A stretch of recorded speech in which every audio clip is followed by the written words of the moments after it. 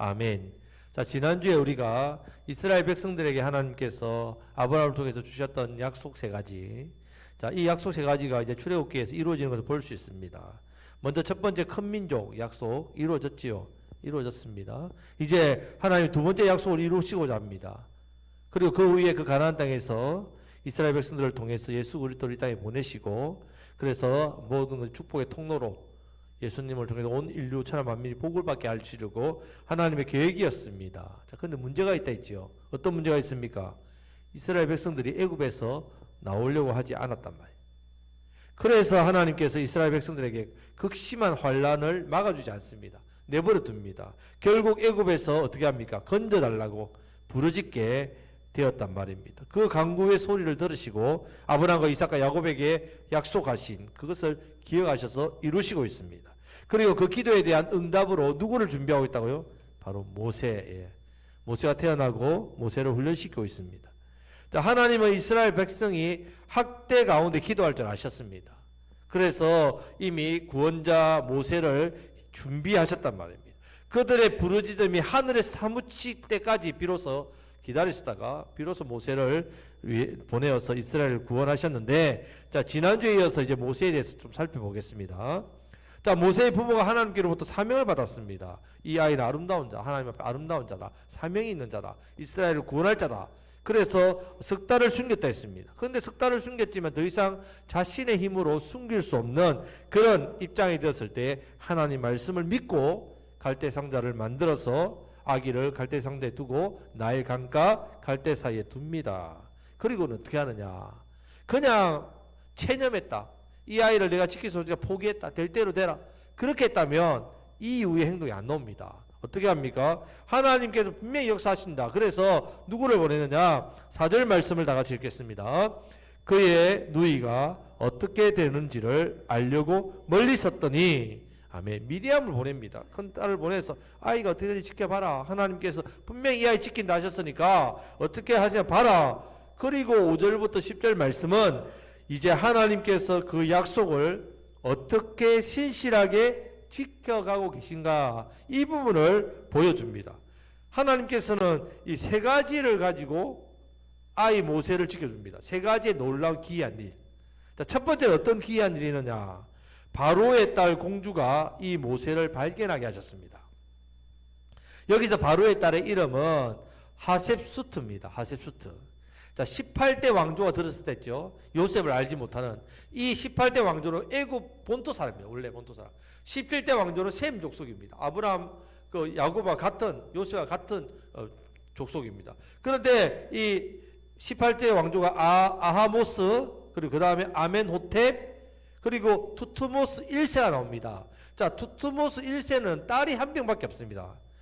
무난동녀인데 이 무난동녀의 이름이 바로 오늘 나오는 누구라고요? 바로 이 하셉수트란 말이에요. 자, 무난동녀입니다. 그런데 무난동녀니까 다음 이을 왕은 누굽니까? 애굽은 여자도 왕이 되거든요. 그러니까 이 여자 여왕이 되어야 된단 말이에요. 그런데 본인이 여왕이 되기를 원치 않고 남편을 투트모스 2세로 이렇게 해서 왕위를 잇도록 왕의 길을 가도록 해줍니다. 그리고는 자기가 뒤에서 뭐하냐? 섭정. 남편을 조종하는, 섭정합니다. 그리고 아들이 투트모스 3세가 나옵니다. 3세. 그런데 이 아들도 이 여인의 이 공주의, 그러니까 하셉수트의 친아들이 아닙니다. 후궁을 통해서, 남편이 후궁을 통해서 얻은 아들입니다. 그래서 이 아들도 투트모스 3세의 왕으로 삼습니다. 이 투트모스 3세가 어릴 때에, 그러니까 남편이 빨리 죽죠. 어릴 때 이 아들을 또 어릴 때 섭정을 합니다. 그러니까 지금 이 하셉수트는요, 최고의 힘과 권력을 가진 여인이지만, 공주지만 그런 강력한 실제적인 왕이었습니다. 그러면 하셉수트에게는 자녀가 없었냐? 딸이 하나 있었습니다. 그래서 이 딸이 있는데 어릴 때 죽습니다. 어릴 때. 자, 그 이후에 일어난 일이 바로 뭐라고요? 오늘 본문의 일입니다. 아이가, 딸이 죽은 지 얼마 안 됐단 말입니다. 그러고 나서 이 공주가 바로 이렇게 목에가 내려왔단 말입니다. 그리고 갈대 상자에 있는 아이를 발견했습니다. 사실 모세가 발견된 그 자체도 기적입니다. 왜냐하면 나일강은 줄기가 하나, 이런 좁은 줄기 아니라 엄청나게 넓은 강입니다. 수십 개의 여러 길이 있다고, 갈래가. 그렇기 때문에 강의 길이도 엄청 길죠. 폭도 넓지요. 그런데 이 모세가 이렇게 지금 갈 때 그 공주가 있는 곳으로 가는 것만 자체도 놀라운 기적이랍니다. 기적. 그런데 더 놀라운 건요. 애굽 공주 최고의 권력자가 목욕하러 어디로 오고 있다고요?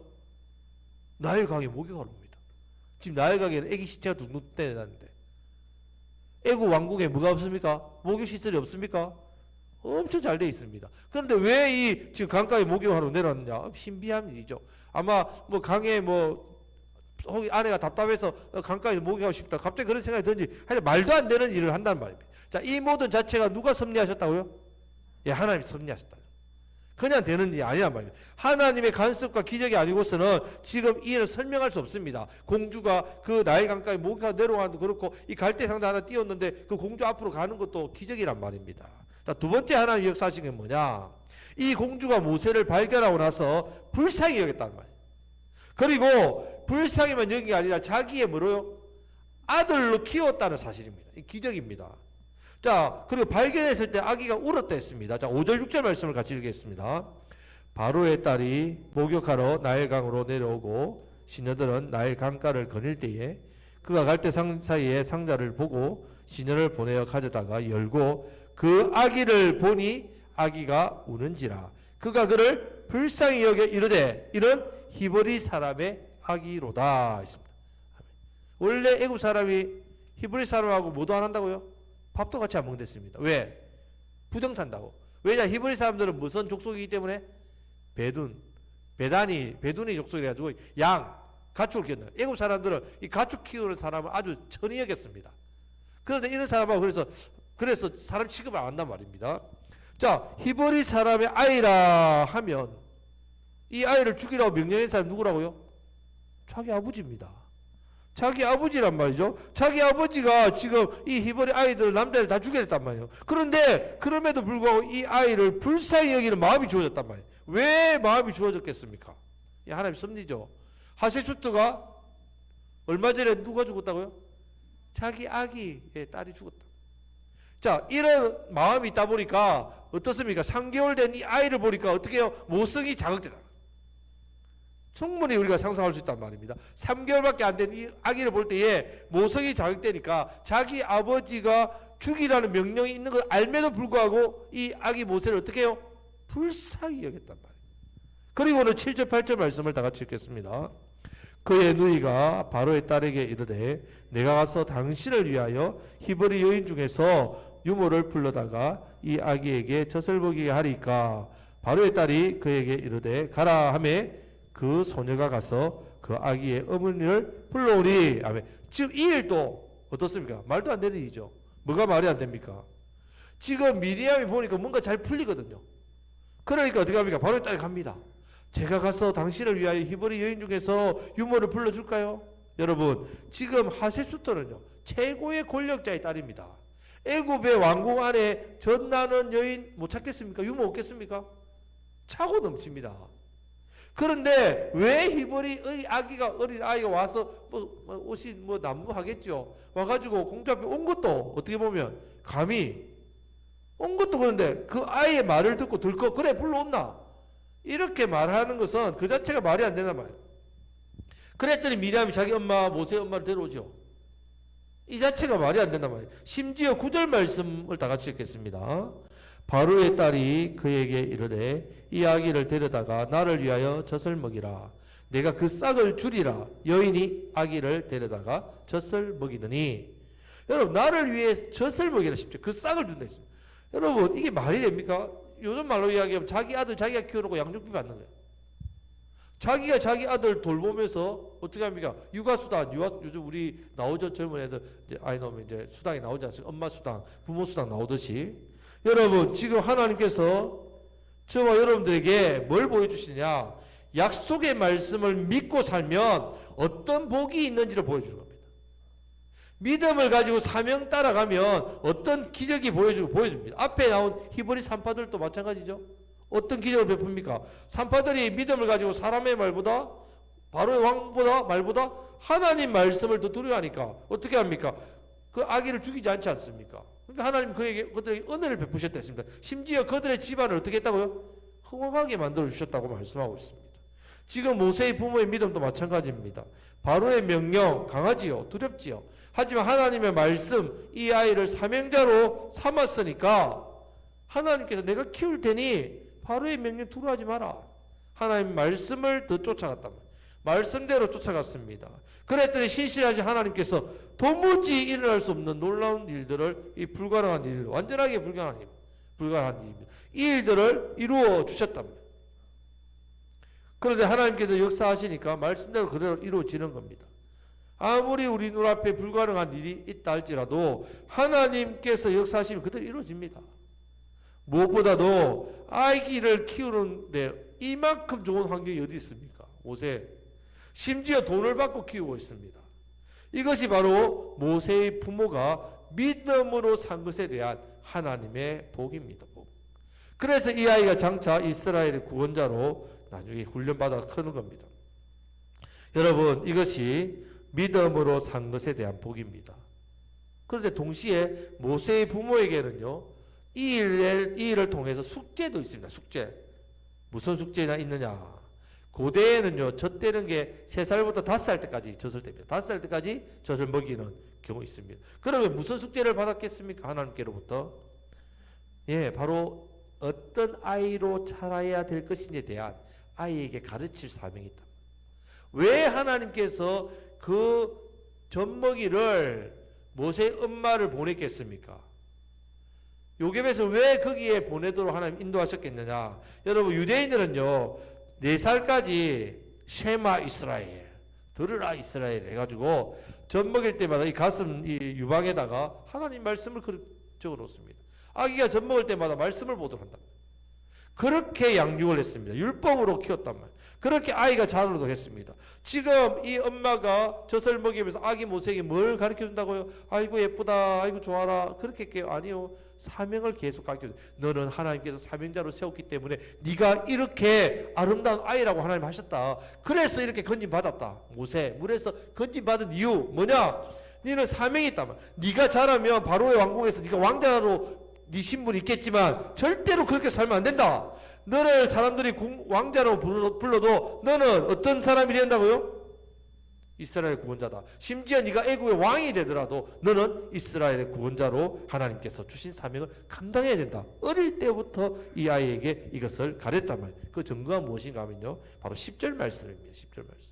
다 같이 읽겠습니다. 그 아기가 자라매 바로의 딸에게로 데려가니 그가 그의 아들이 되니라. 그가 그의 이름을 모세라 이르되 이는 내가 그를 물에서 건져내었음이라 하였더라. 아멘. 이름이라, 이름. 건져낸다. 누구를요? 이스라엘을. 예. 지금 9절에서 10절 사이에는 시간의 차이가 있습니다. 적어도 7년, 많게는 7년, 적어도 3, 4년의 세월이 일어났단 말이에요. 지났습니다. 10절 끝부분도 시간의 차이가 있습니다. 모세가 공주의 아들로서 장성한 후에 나이가 40이 됐대요. 40. 그러자 그의 마음에 뭐가 생겼다고요? 자기 백성을 돌보고자 하는 마음이 생겼다. 왜 생겼겠습니까? 어릴 때 엄마의 그 사명을 가리킨 교육, 뼛속까지 그 사명이 있었단 말이에요. 자, 무술과 언어에 능한 사람이었습니다. 애굽에 있는 왕자들이 받는 교육 다 받았단 말입니다. 그런데 모세가 하나님에 대해서는 아무것도 못 배웠지요. 하지만 엄마가 젖 먹이면서 가르쳤던 사명, 그 사명이 남아있으니까 어떻게 해요? 40세가 되니까 자기 형제를 돌본 마음이 생겼단 말이에요. 무슨 말인가? 크게 자라기 전에 어릴 때의 부모의 가르침, 말씀은요, 평생 갑니다. 천주교에서 이런 말을 합니다. 유치원, 초등학교 가기 전까지만 천주교 교회로 보내면 평생 천주교 교인으로 만들 자신이 있다. 그 이후에는 안 오도 된다. 이렇게까지 호언장담한다면, 여러분 아기 때 가르치는 그것이 얼마나 그 평생을 좌우하는지 모릅니다. 자, 그러면 모세의 부모가 잘한 게 무엇이냐면요, 첫 번째는 믿음으로 아기를 죽이지 않고 숨겼다는 것, 두려워하지 않고. 두 번째는 믿음으로 하나님께 아이를 맡겼다는 말이에요. 그때 하나님께서 키워주셨다는 말입니다. 그때에 또 주어진 숙제가 뭐였다고요? 사명. 이 사명을 아이에게 잘 교육시킨 일이란 말이에요. 그래서 잠언 22장 6절 말씀 보면 마땅히 행할 길을 아이에게 가르치라. 그리하면 늙어도 그것을 떠나지 아니하리라. 그렇게 말씀했단 말이에요. 마땅히 행할 일을 나이 든 사람에게 가르쳐봤자 듣지 않습니다. 반드시 아이 때 가르쳐야 된다. 그런데 여러분, 우리가 믿음으로 서 있지 않으면요, 우리 자녀들을 어떻게 키우느냐? 세상에 맞는 자녀로, 세상이 원하는 자녀로 키우게 됩니다. 그렇게 양육하고 그렇게 교육한단 말입니다. 그래서 하나님께서 우리에게 주신 이 부모의 사명이 무엇인지 늘 우리는 생각해야 됩니다. 부모로서 하나님께서 우리 자녀들에게 무엇을 원하시는지, 우리 자녀들에게 하나님 무엇을 원하실까? 우리가 늘 기도하면서 깨달아야 됩니다. 하나님께서 지금 우리 자녀들에게 동일한 말씀합니다. 내가 하나님께서 뭐라냐면, 말씀하시냐면, 우리 자녀를 볼 때 아름다운 아이라, 하나님 보기에 아름다운 아이라고 우리에게 말씀하신단 말입니다. 그래서 우리 자녀들에게 너는 하나님이 보시기에 아름다운 자다, 하나님께서 너를 통해서 하실 놀라운 사명이 있다, 그 사명의 길을 잘 갈 수 있도록 우리가 기도하고 양육하고 지원하고 섬겨야 됩니다. 아이고, 이제 자녀가 다 장성했는데요, 아이고 늦은 건 아닙니까? 예, 물론 늦었다고 생각할 수 있지만 그러나 지금도 늦지 않았습니다. 물론 어릴 때 가르치면 잘 순종합니다. 지금은 머리가 커가지고 말도 안 듣지요. 말해봤자 지 생각만 하고. 그러나 우리가 그 자녀들을 바라보면서 기도하는 일은 어떻게 해요? 멈추면 안 된단 말이에요. 하나님께서 이 자녀들을 향한 그 아름다운 아이라, 우리 가정에 우리가 우리에게 준 자녀인데 부모의 청지기를 우리가 어떻게 해요? 기도로서 지금은 감당해야 된다는 말입니다. 그렇기 때문에 우리는 부모의 사명은 중요합니다. 물론 자식 농사 내 뜻대로 안 되지요. 어릴 때 내 뜻대로 인간적인 방법으로 양육해가지고 지금 내 말도 안 듣고 저 마음대로 한다, 이런 생각할 수 있습니다. 우리가 그때 말씀으로 양육하지 않았던 거 참 후회되고, 그때 말씀으로 양육했더라면 지금 이렇게 됐을까? 아니요, 물론 말씀대로 양육한다고 해서 또 다 되는 거 아닙니다. 자식 농사 우리 뜻대로 안 지죠. 하지만 부모인 우리 자신은 어떻게 된다고요? 자녀에 대해서 부모의 사명을 가지고 간절하게 기도해야 된다. 하나님께서 이 자녀를 통해서 이루실 일들을 행하여 주십시오. 하나님께서 이 자녀를 통해서 하실 놀라운 일들, 아름다운 일들 이루어질 줄 믿습니다. 부족합니다. 부모의 사명 잘 감당하지 못했던 부분도 회개합니다. 하지만 하나님께서 이 아이들을 책임져 주시고 이 아이들을 통해 놀라운 일들을 행하여 주십시오.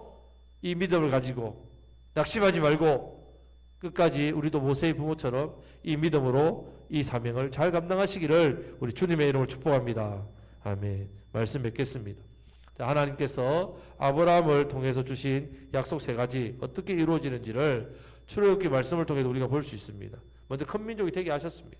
이제 두 번째 약속인 약속의 땅 가나안 땅으로 가야 되는데 애굽에서 나오기 싫어하니까 하나님께서 그들이 당하는 환난과 고통 주어지도록 내버려두고 그들이 하나님께 부르짖고 그렇게 하늘에 사무쳐서 간절히 구하니까 하나님께서 모세를 예비하셔서 그리고 그 모세를 훈련시키시고 출애굽기 역사를 일으켜 주셨단 말입니다. 여기서 중요한 건 모세의 부모의 믿음이었다. 이 모세의 부모의 믿음, 또 하나님께서 모세의 부모에 주신 사명, 이것들을 잘 감당했단 말이에요. 믿음으로 하나님께 맡겼더니 지금 상상할 수 없는 역사가 일어났습니다. 그리고 부모의 사명으로 자녀에게 모세에게 이 사명 잘 어릴 때 가르쳤더니 결국은 이 사명자의 자리로 모세가 나아갔단 말입니다. 성도 여러분, 우리에게도 결국 믿음과 사명입니다. 믿음과 사명, 특히 부모로서의 그 사명 절대로 포기하지 마시기를 바랍니다. 이제 올해 얼마 남지 않았지만 내게 주신 사명 믿음으로 서야 사명을 감당할 수 있습니다. 부모로서 자녀에 향한 하나님께서 주신 아름다운 아이라 이 믿음을 가지고 서야 이 자녀들을 향해서 행하실 놀라운 하나님 일들을 어떻게 해요? 내가 바라보면서 부모의 사명 기도하며 자녀들을 말씀으로 격려하고 양육하는 이 일을 우리가 할 수 있습니다. 뿐만 아니라 우리 교회를 통해서 하나님의 놀라운 계획을 가지고 있습니다. 놀라운 뜻이 있습니다. 우리가 믿음으로 이 하나님의 뜻과 계획을 받아야 됩니다.